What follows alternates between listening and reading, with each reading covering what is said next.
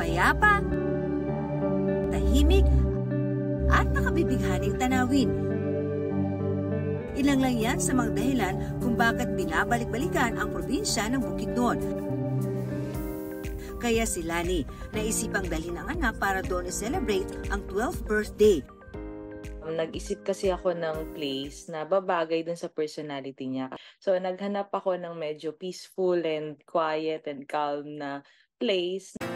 Perfect daw ang Bukidnon sa mga gustong mag-relax. Yung ganong feeling, hindi ko siya nakita sa mga ibang lugar na napuntahan ko.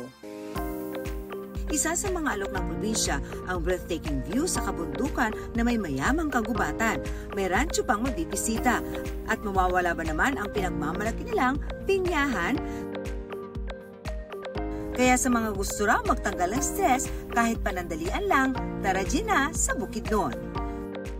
Sa mga kagaya ko na nature lover, perfect yung place, lalo na yung very mesmerizing na mga mountain views.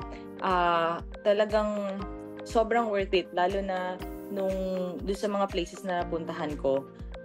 Hindi ko ma-explain, but sobrang na starstruck ako nung nakita ko yung mountain talaga.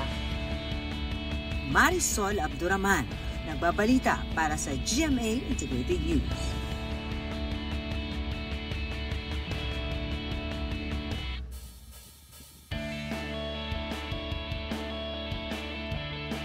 Huwag magpahuli sa mga balitang dapat ninyong malaman. Mag-subscribe sa GMA Integrated News sa YouTube. Sa mga kapuso abroad, subaybayan nyo kami sa GMA Pinoy TV at sa www.gmanews.tv.